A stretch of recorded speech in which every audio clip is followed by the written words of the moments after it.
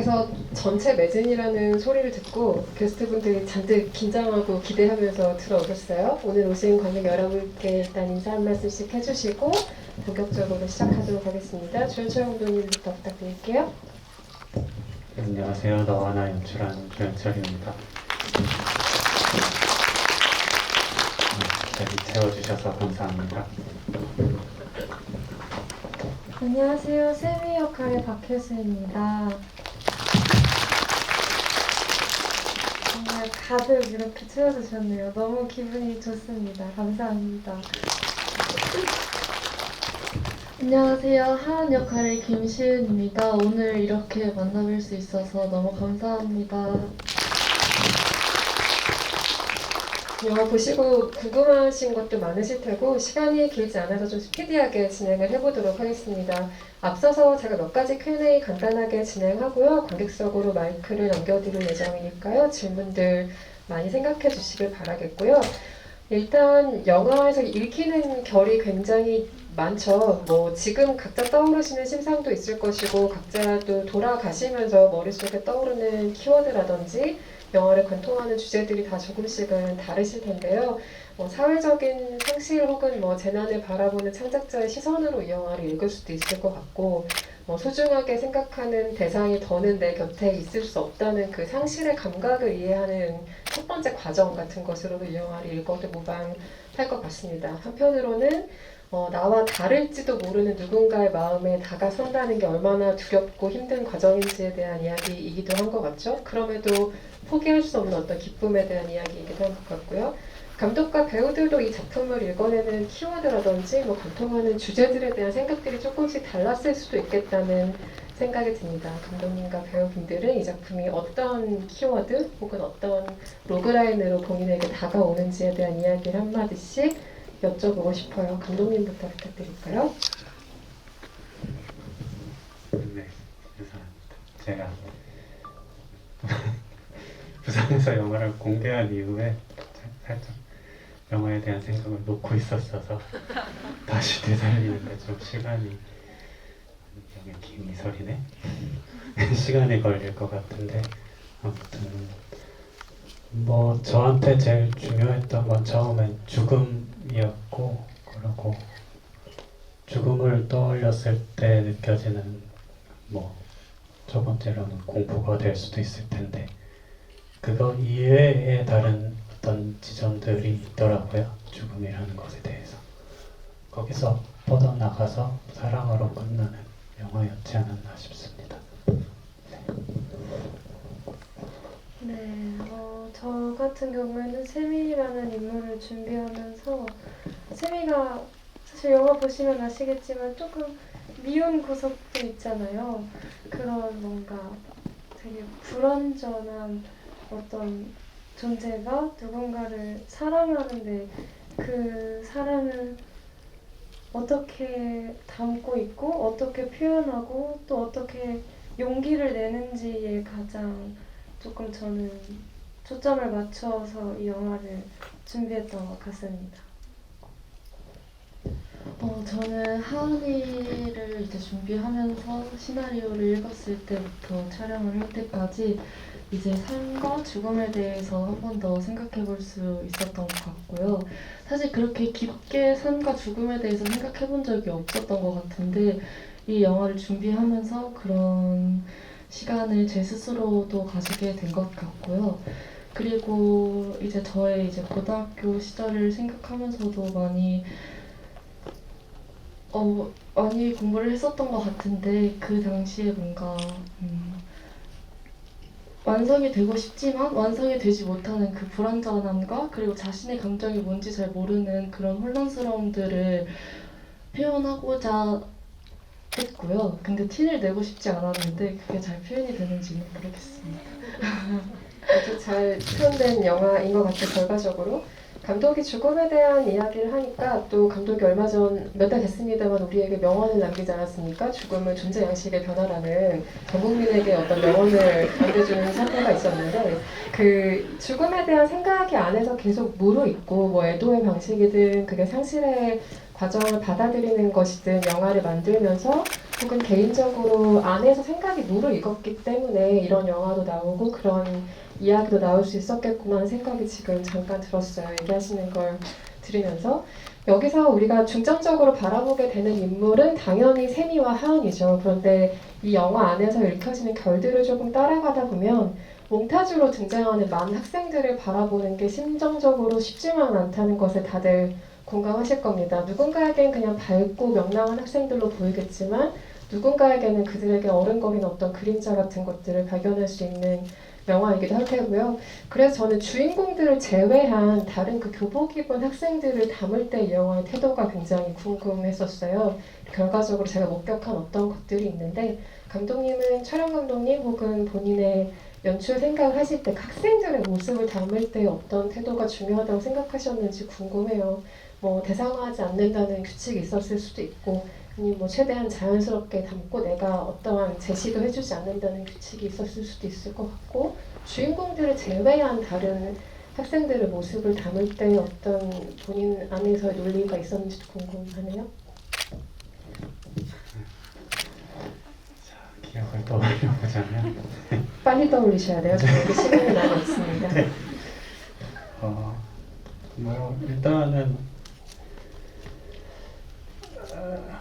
제가 느꼈던 어떤 매체에서 접하는 학생들의 모습, 그러니까 이거를 쓸 무렵에 그런 학생들의 모습들이 뭔가 저한테 좀 생생하게 와닿지가 않더라고요. 그래서 좀 오랜 시간 실제 그 또래의 학생들을 관찰을 하는 작업을 했었던 것 같고 현장에서도 뭐 쉽게 지나가는 인서트 같은 거에서도 사실은 어떤 작은 사소한 이야기 같은 것들을 주려고 했었던 것 같아요.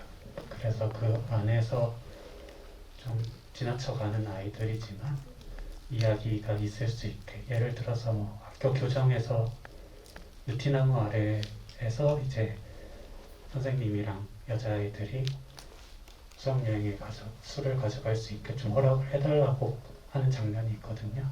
그런 것들도 좀 디테일하게 이야기를 사소하게 만들려고 했었던 것 같아요.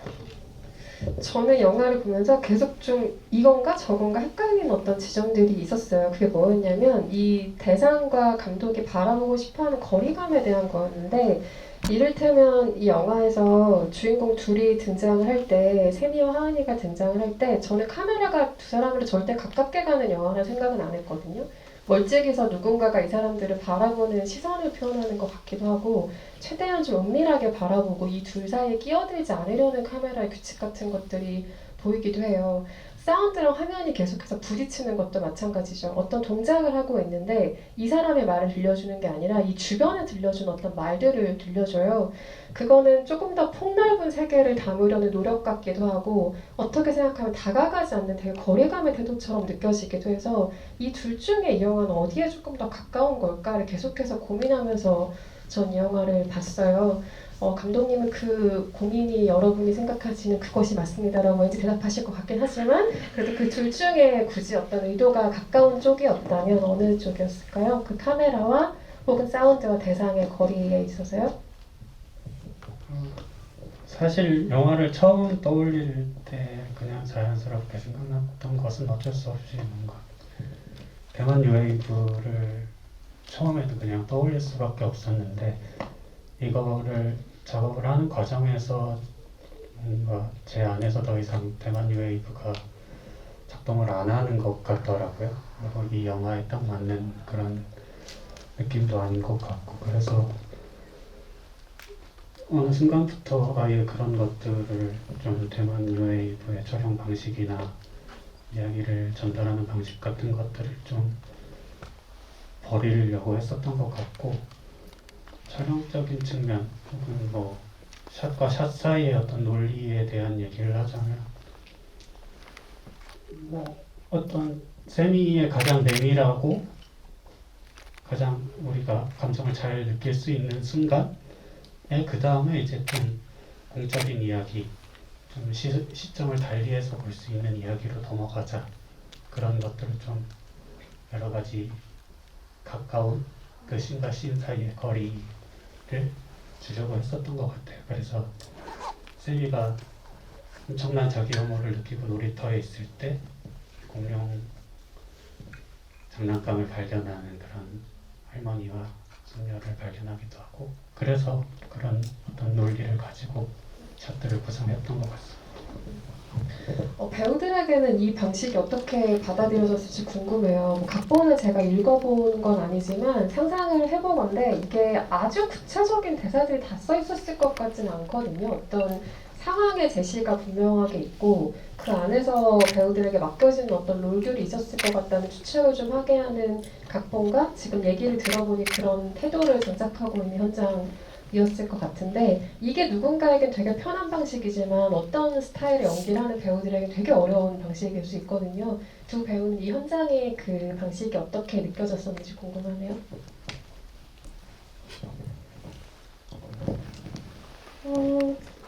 실제로 대사를 저희 이제 준비하는 과정에서 사무실에서 어떤 뭐 한 씬에 중요한 무언가를 발견한다. 그리고 그거에 대해서 얘기한다. 되게 기본적인 한 세네 가지만 정해놓고 나머지 대사는 저희가 자유롭게 정말 입에서 나오는 대로 뱉어보는 식의 과정을 많이 거쳤어요. 그러면서 거기에서 좋은 부분들을 뽑아내서 씬을 구성했던 것 같고, 근데 그런 방식이 저는 아예 처음이었는데 너무 재미있었고, 그렇게 하다 보니 온전히 저도 아니고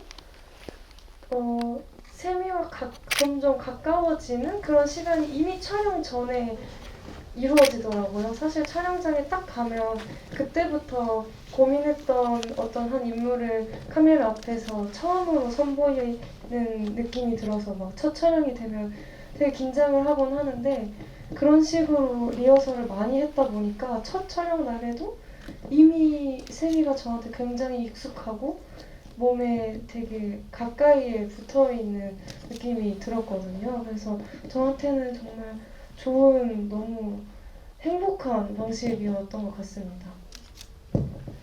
저도 진짜 언니가 했던 말처럼 언니의 말들을 다 공감하는데요.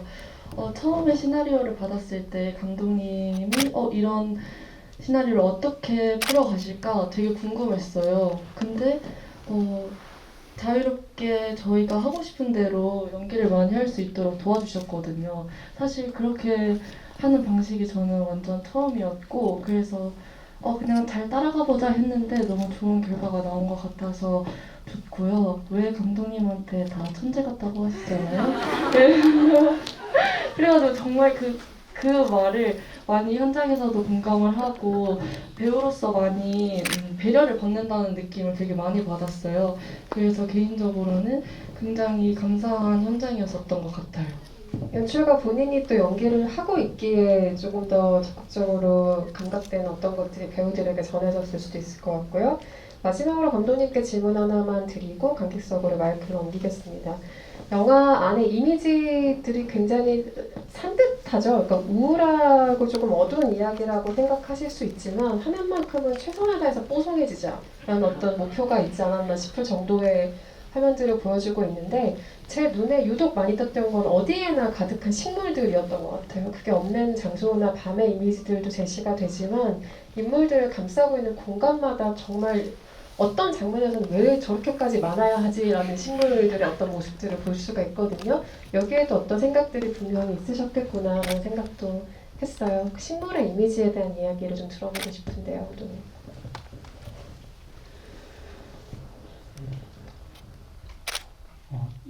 제가 안산에 살았던 적이 있었는데 그때 엄마가 베란다에 식물을 많이 기르셨어요. 그 기억이 좀 영향을 많이 미쳤던 것 같고, 뭔가 특별한 의도나 의미가 있다기보다는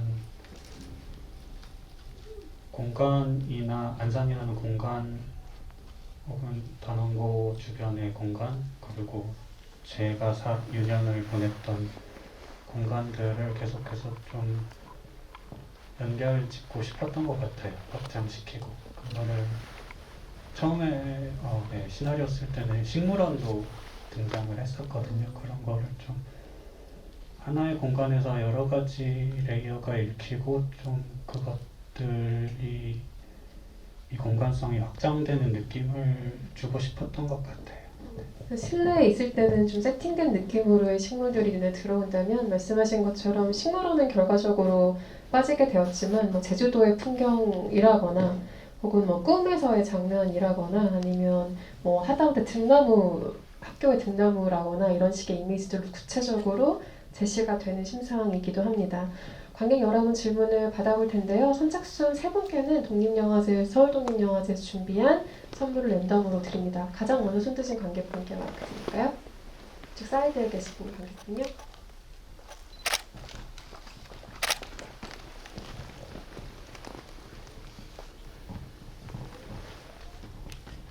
네, 영화 재밌게 잘 봤습니다. 부산에서 너무 감명 깊게 봐서 피켓팅을 끌고 왔는데요. 감사합니다. 이번에 다시 보니까 좀 와닿았던 부분은 쌤이랑 다른 이름이 뭐였죠? 아니에요? 네. 하은이를 되게 동일시한다는 생각이 많이 들었어요. 뭔가 이렇게 꿈에서의 장면도 그렇고, 그리고 그 박혜수 배우님께서 울면서 되게 뭐 내가 버스를 탈 때 뭐 이런 혼자 석양을 보는 게 너무 슬펐죠라고 얘기하는 씬에서도 되게 그 다른 여학생이 되게 울고 있는 그런 씬이 나오잖아요. 그래서 되게 두 분이 되게 동일시되는 장면이 많이 나오는 것 같은데 이런 부분에서 어떤 연출 의도를 갖고 계신지 좀 궁금해요.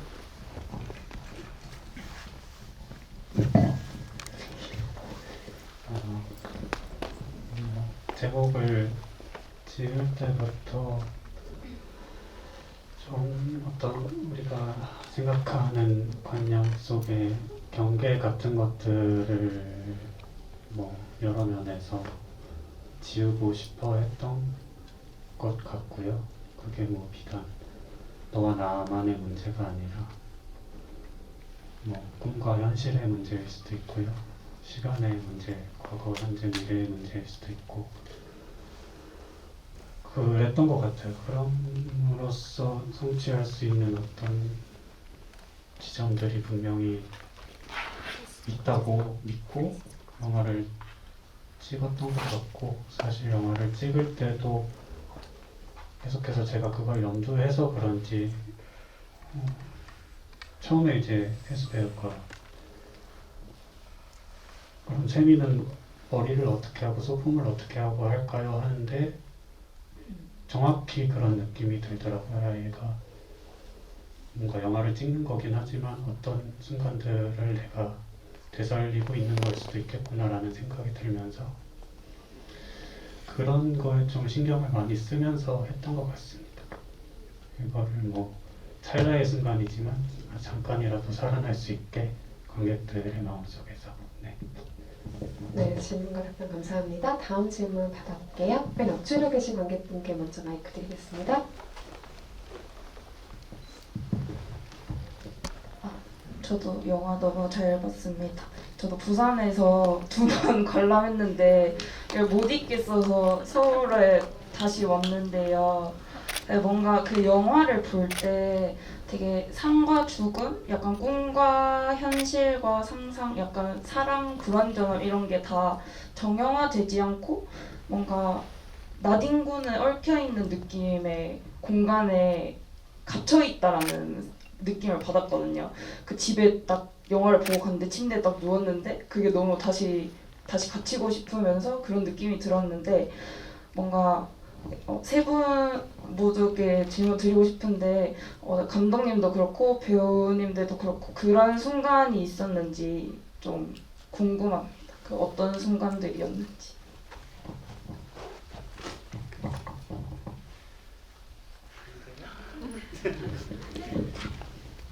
가지고 싶다. 저는 사실상 이거를 작업하는 6년 내내 여기에 묶여 있었던 것 같아서 이게 끝나고 보니까 알겠더라고요.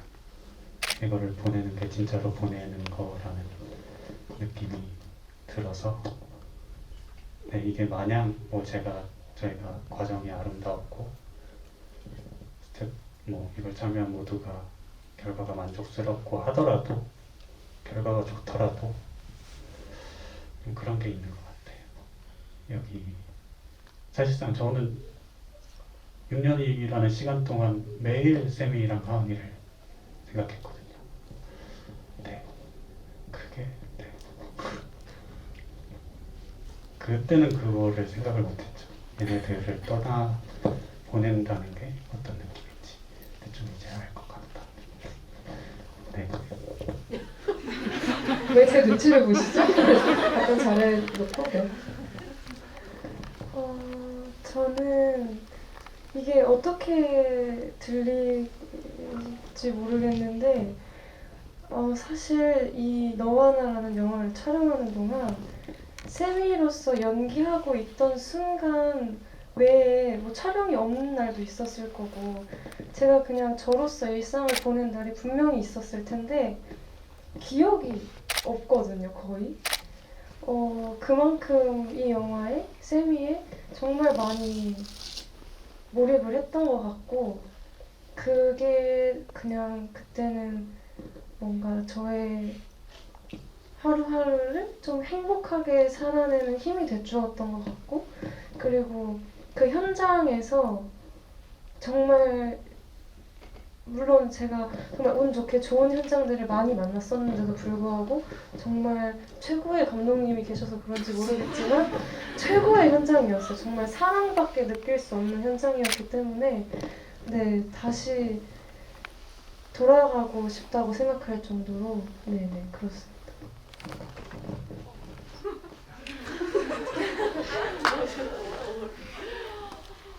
모두가 다시 돌아가고 싶진 않을 수도 있죠. 괜찮아요. 돌아가고 싶습니다. 왜냐면 그때 하은이를 연기하면서 사실 행복했던 기억만 있었던 건 아니었어요. 왜냐면 감정적으로 쌤이랑 부딪힐 때도 있었고 혼자 버스에서 우는 장면들도 그렇고 뭔가 혼자 쌤이랑 하는 것도 있었지만 혼자서 해내야 되는 것도 분명히 존재를 했었기 때문에 그걸 내가 어떻게 잘 표현하고 관객들한테 그 마음을 전달할 수 있을까라고 고민을 하면서 연기를 했기 때문에 힘들었던 순간들도 있는데 그게 다 무색할 만큼 정말 세미와 하은이를 연기했을 때 하은이가 세미를 좋아하는 마음이 정말 진심이었거든요. 그래서 뭐 촬영 현장에서도 너무 다 사랑 넘치게 세미에 대해서도 뭐 많이 티를 내지는 못했지만 사랑을 표현하려고 노력을 많이 했었고 그거를 충분히 서로 뭔가 교감이 잘 됐었던 것 같고 그걸 또 감독님이 많이 끌어주셨기 때문에 다시 돌아간다고 해도 너무 즐겁고 편안한 현장이 될 것 같아서 그리고 다시 돌아가면 더 잘할 수 있을 것 같아요. 그래서 돌아가고 싶습니다. 다시 돌아가고 싶지 않은 프로듀서의 웃음이 터졌습니다. 지금 저쪽에서. 네, 다음 질문 받아볼 텐데요. 앞서 관객분들이 부산영화제에서 내가 몇 번 봤다를 고백하셨기 때문에 뭐 부산영화제에서 안 본 나는 질문하면 안 되나라고 생각하시겠지만 전혀 아닙니다. 손대신 관객분께 마이크 드릴게요. 네.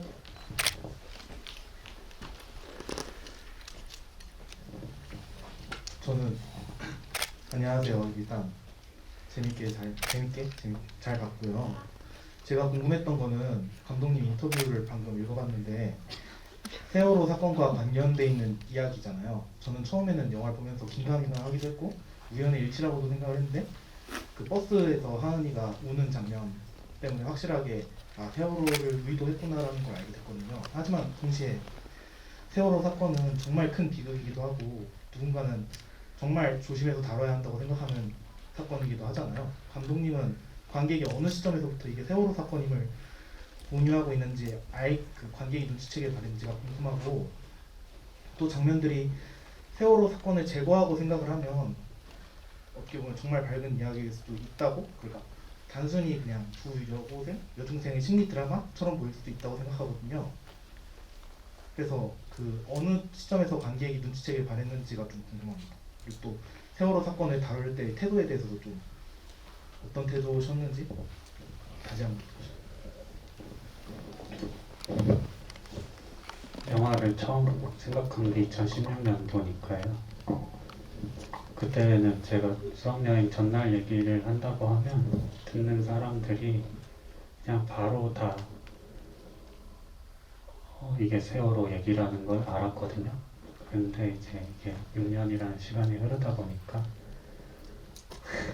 스태프들도 잘 모르더라고요.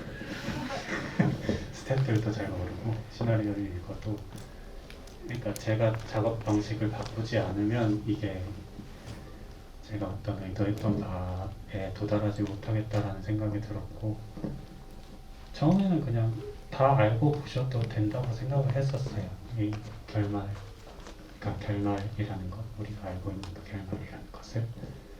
그래서 좀, 그러니까 제가 이상한 거일 수도 있는데, 저는 교복 입은 학생들이 어디 여행 온 거, 단체로 여행 온 것만 봐도 그냥 저는 바로 세월호가 떠오르고, 사소한 어떤 장면들, 애들이 웃고만 있어도 저는 아이들이 떠오를 수밖에 없었거든요. 그래서 저는 첫 장면부터 다 알 거라고 생각했었어요. 근데 이제 시간이 흐르면서 사람들 기억에서 많이 잊혀져 갔고, 저는 이 선을 되게 잘 지키고 싶었는데 어쩔 수 없이 이제 하은이를 버스에 앉혀두고 뉴스를 흘려보내야겠다라는 생각까지 할 수밖에 없더라고요. 네, 이게 좀, 네, 그래서 좀 내가 좀 부지런하게 했으면 좀 하은이가 덜 고통스러웠을 텐데 라는 생각이. 뭐 비단 어느 포인트에서 관객이 알아채주길 바랬다기보다 작품의 출발점 자체, 이걸 양태한 감독의 어떤 베이스 자체가 참사로부터 아주 멀리 달아난 이야기가 애초부터 될 수 없었던 작품인 것 같기도 해요. 질문과 답변 감사드리고요. 선물은 이제 없습니다만 질문은 더 받을 수 있습니다. 네, 손들어주신 관객분께 마이크 전달드릴게요.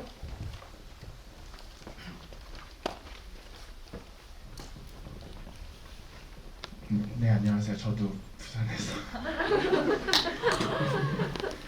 너무 처음 보신 분들이 되게 뺏은 것 같아 됐었는데, 그 영화 또 다시 너무 잘 봤고요. 또 하필 중간에 너무 아픈 참사가 있었어서 그거를 또 보고 영화 다시 보는 게 또 다른 감정으로 다가오더라고요.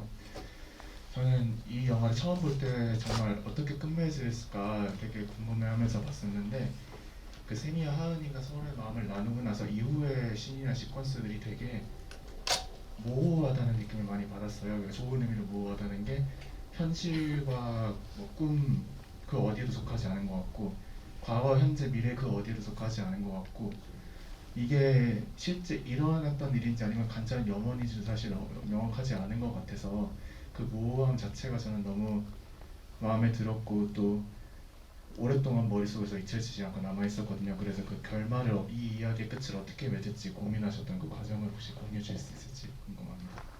감독님 답변 듣기 전에 그 결말이 배우들에게는 어떤 느낌이었는지 한마디씩 들어볼까요? 들어보고 질문 주신 것에 대한 답변을 감독님 드리겠습니다.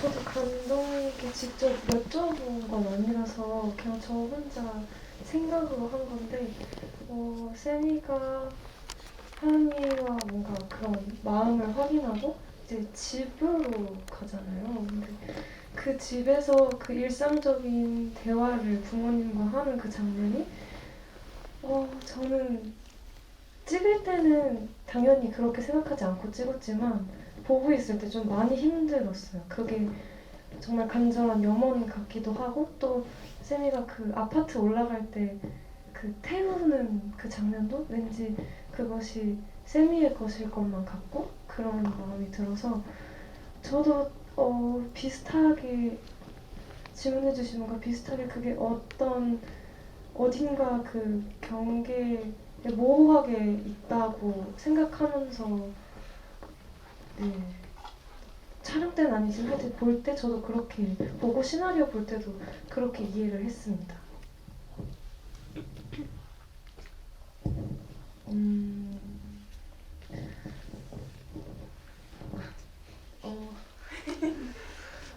경계가 모호하다는 그 좋은 의미로 얘기해 주신 말이 무엇인지 진짜 너무나도 알 것 같습니다.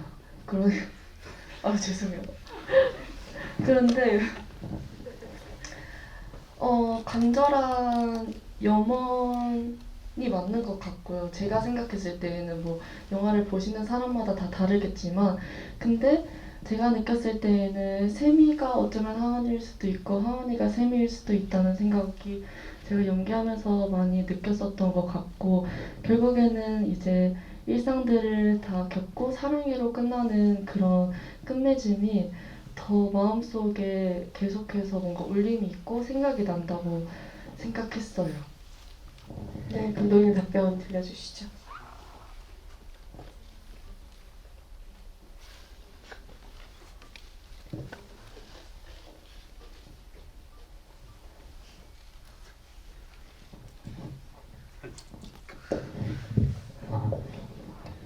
마지막 처음에 마지막 세미 얼굴로 끝나는 거는 예정에 없었던 순간이고요. 사실은 시나리오상에서는 세미가 조이한테 사랑한다고 얘기하고 끝이 나는 거였는데, 저는 뭐 영화를 찍으면서 그런 작업 방식들이 좋았거든요. 저희가 어쨌든 이 너와 나라는 작품 결과물을 내기 위해서 저희가 움직이는 게 아니라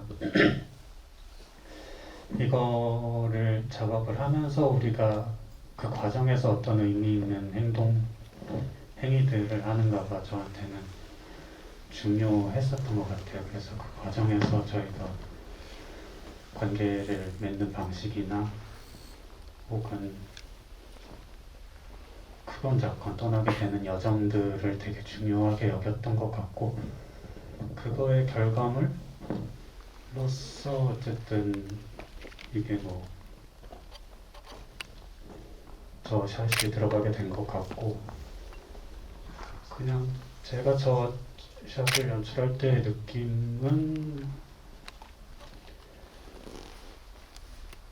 공간성도 지우고 시간성도 어쨌든 좀 희미하게 느껴졌으면 좋겠다. 그리고 그 이후에 이어지는 아주 낮은 음역대의 음악이, 그러니까 여기에 눈에 당장 보이는 것도 없고 들리는 것도 없지만 분명히 존재하는 무언가가 관객들한테 좀 느껴지길 바랬었던 것 같습니다. 네, 그리고 뭐 사실상 제가 뭐 경계를 계속 지우고 싶다 그랬는데, 당장 저는 오늘 아침에 있었던 일도 꿈같이 느껴질 때가 있거든요. 모두가 찰나이고, 그런 감각을 좀 느끼셨으면 좋겠다고 생각했던 것 같아요. 원하는 바가 정확하게 전달이 된 셈이네요. 관객분께 질문과 답변 감사드리고요. 마지막 질문 하나 더 받아볼까요? 네, 가장 먼저 손 드신 관객분. 네.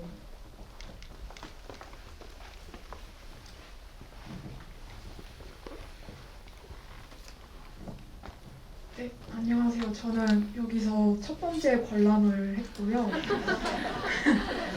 일단은 영화를 너무 잘 봤고, 조연철 감독님 하면은 뭐 연기든 연출이든 디테일과 하이퍼리즘이 가장 잘 어울리는 수식어를 가진 분이라고 생각을 하는데, 이번 영화를 보면서 되게 디테일의 측면을 많이 느꼈어요. 혹시 그것을 구현하기 위한 조연철 감독님만의 뭐 루틴 아닌 노력 이런 게 있는지 궁금합니다.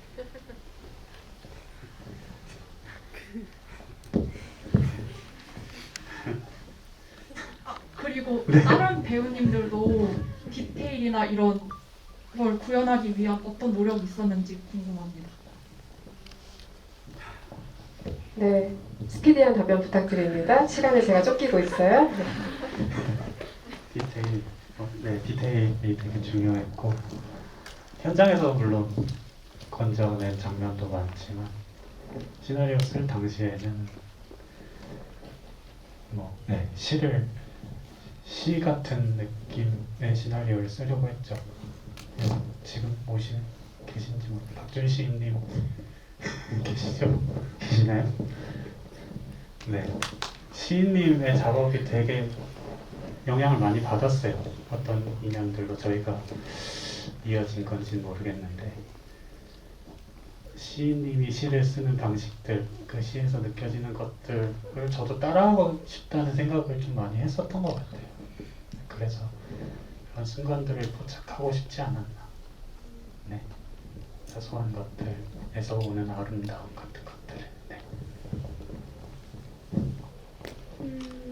저는 이 영화가 보시는 누군가에게는 뭔가 애도의 의미로 다가올 것이라는 것을 분명히 그거라는 걸 알고 있었고, 그렇기 때문에 샘이라는 캐릭터가 정말 존재하는 것처럼 보이기를 바랐어요. 어딘가에 지금도 살아있을 것처럼.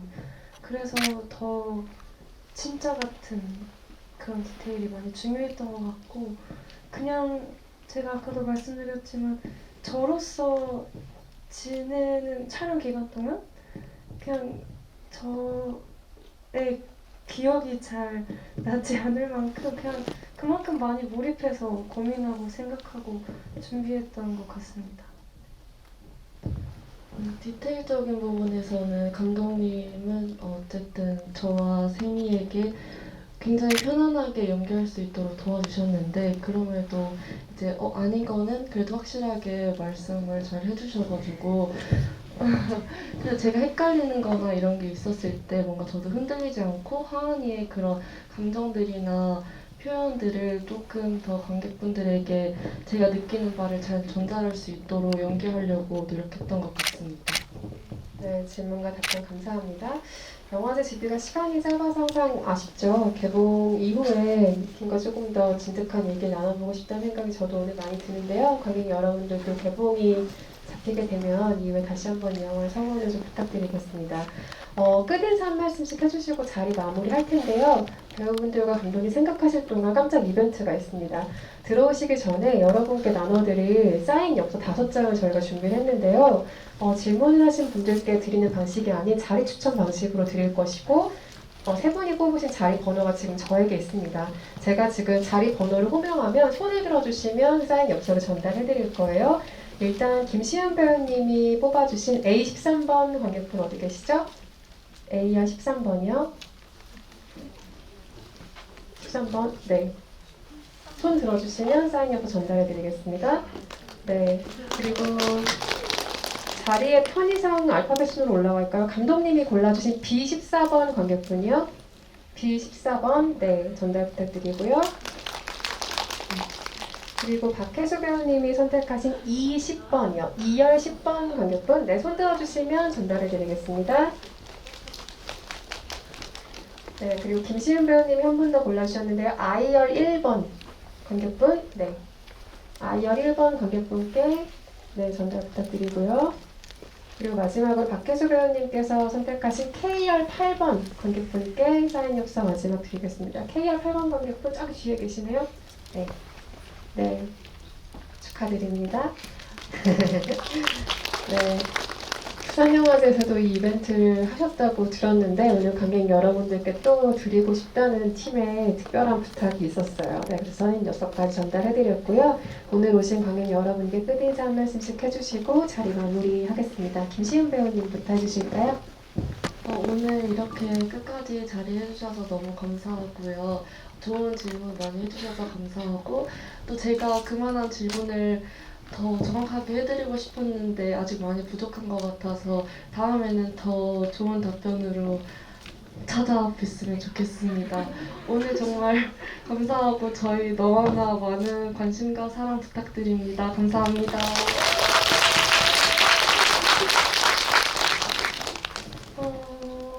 저희 어제 축구도 이겼잖아요. 그리고 첫눈도 왔잖아요. 오늘 이렇게 또 저희 영화 보러 와주셔서 너무 감사드리고 남은 연말도 모두 다 행복한 일들만 있으셨으면 좋겠습니다. 정말 감사합니다.